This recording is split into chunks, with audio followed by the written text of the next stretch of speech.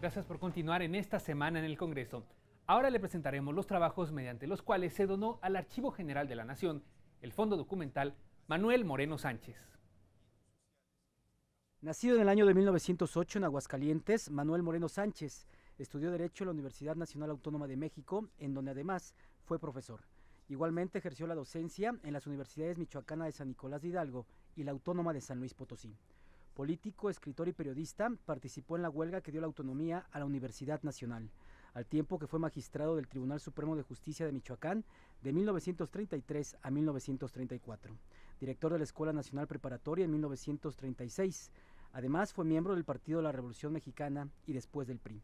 Se desempeñó como diputado federal de 1943 a 1946 y como senador de la República elegido para el periodo de 1958 a 1964, siendo presidente de la Gran Comisión. Asimismo, desempeñó misiones diplomáticas en distintos países, entre ellos Venezuela e Italia.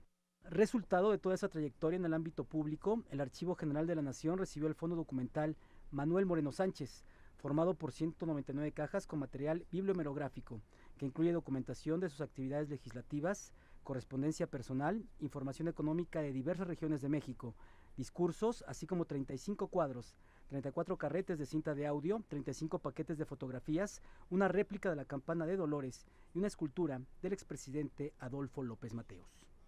Además del valor informativo intrínseco y de la riqueza temática del Fondo Moreno Sánchez, la importancia de donar este tipo de acervos a instituciones como el AGN reside en que incrementa el patrimonio documental de México y las posibilidades de acceso a diversos campos del conocimiento de la vida nacional.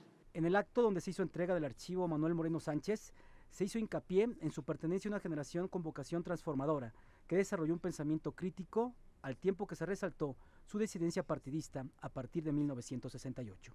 Para inicios de los 1970s, Manuel Moreno Sánchez sostuvo, a mi juicio correctamente, que la transformación política y material de México se encontraba ya en un callejón sin salida, a no ser que se llevara a cabo una modificación radical de la naturaleza de su sistema político, de una revolución pacífica que lo democratizara y en el proceso transformara el modelo económico vigente. Había críticos del sistema, como Cosío Villegas, pero ninguno venía de haber creado alguno de sus engranajes, como Moreno Sánchez. Quiso la ironía de la historia que dedicara la segunda parte de su vida a criticar y combatir algunas de las cosas que había ayudado a construir en la primera. Al resaltar que toda la obra de Manuel Moreno Sánchez estuvo permeada por el alcance de la crisis que vivía el país, específicamente por la crisis del sistema postrevolucionario, Porfirio Muñoz Ledo destacó la visión que tuvo para insertar a México en un mundo global, además de que fue precursor de la transición democrática. Promovió incansablemente nuestro acercamiento e identificación con las naciones del tercer mundo y abogó, finalmente sin éxito, por nuestra inserción en el movimiento de países no alineados. Otra de las facetas que promovió Manuel Moreno Sánchez dentro de su desempeño como legislador fue el impulso que dio al establecimiento de reuniones interparlamentarias entre México y los Estados Unidos. Entonces, muy interesante fue, tuvo muchísimos resultados prácticos, estuvo vinculada también a la devolución de la zona denominada chamizal, a la definición de cómo se iba a tratar las aguas del río Bravo. Cabe mencionar que Manuel Moreno Sánchez colaboró en las publicaciones Barandal, fundada por Octavio Paz y Salvador Toscano, así como en los periódicos Zócalo, El Día, Excelsior y Uno más Uno. En otros trabajos realizados esta semana, la Comisión de Derechos Humanos del Senado de la República presentó el libro Mujeres construyendo caminos de libertad, voces testimoniales de los refugios en México, editado por la Red Nacional de Refugios. Queríamos, como siempre, nuestro trabajo desde la perspectiva de género y derechos humanos es darle voz a las mujeres, que sabemos que por una condición de desigualdad, pues su voz es ocultada, minimizada, no escuchada. y una de las funciones que hacemos en los refugios es promover ese empoderamiento desde el uso de su voz y la toma de decisiones. La presidenta de la Comisión de Derechos Humanos, senadora Angélica de la Peña, y la especialista en temas de derechos humanos, Patricia Olamendi, coincidieron en que los refugios nacieron como respuesta a la poca respuesta gubernamental contra la problemática de violencia hacia la mujer.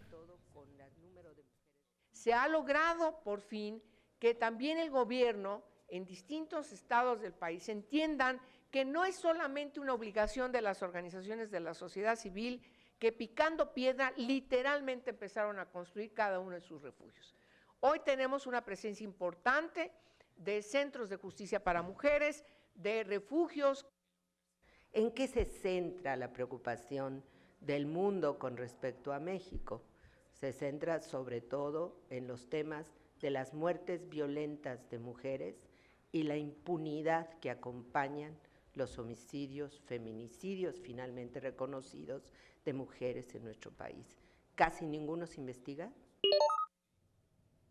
En abril, el Senado de la República aprobó la Ley Federal de Fomento a la Gastronomía Mexicana, cuyo objetivo es fomentar el desarrollo de este sector como eje fundamental para el crecimiento económico y el empleo. Para analizar esta propuesta legislativa se realizó en la Cámara Alta una mesa redonda. Porque esta ley impacta muchas cosas, impacta nuestra cultura, impacta nuestras costumbres. Hoy en México los sectores más dinámicos de nuestra economía es el sector agropecuario, es el turismo. Sí, decíamos, lo cultural, sí la historia, sí la preservación, sí el poder tener las marcas de origen, pero también toca la parte de la economía. Y en todo ello, pues no podemos dejar la salud, no podemos dejar a un lado que existen también muchas escuelas de gastronomía, la parte educativa. En la mesa redonda, los especialistas coincidieron en que la ley federal en la materia permitirá promover el valor cultural y turístico de la gastronomía mexicana, al tener presente que a través de ella se realizan otros derechos vinculados a la educación, salud, diversidad cultural, equilibrio ecológico y desarrollo sustentable. Es difícil luego encontrar en el sector, por ejemplo, en el primario en el que yo estoy, que el medio ambiente o que la sustentabilidad concuerde con la productividad. Y es difícil empatar esto con temas que tengan que ver con educación. Y yo creo que el mundo de la gastronomía, sin duda alguna, es un lugar donde confluyen todos, donde lo hacen de manera armónica. Y tenemos una gran variedad de productos que tenemos que integrar y promover. Y bueno, es precisamente este paraguas, es por medio de la Política Nacional Gastronómica que nosotros tenemos que impulsar todos estos productos. Los aspectos de consumidores y etiquetados creo que deben de estar en el tema de la gastronomía, fraseados quizá como principios y relacionados con la articulación. Problemas serios que tienen que ver con la salud de nuestro país, pues todavía las políticas públicas no han volteado los ojos a la dieta tradicional mexicana como una de las grandes soluciones a estos problemas de obesidad y de enfermedades cardiovasculares.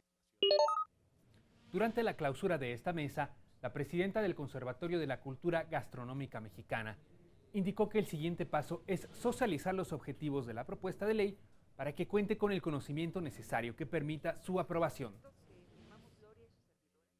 Hay que darla a conocer y hay que ponerla en contacto con la comunidad, con la sociedad, que es la que finalmente va a tener que rebotarla de alguna manera y también dar su opinión para decir en qué va perfecto. Una ley sobre gastronomía no puede más que ser bien recibida. Vamos a un último corte y regresamos con más información. Mientras tanto, lo invito a que nos visite en nuestro portal de internet. Estamos presentes como www.canaldelcongreso.gov.mx, donde podrá revisar las noticias, galerías y más enlaces a la actividad legislativa. Continuamos.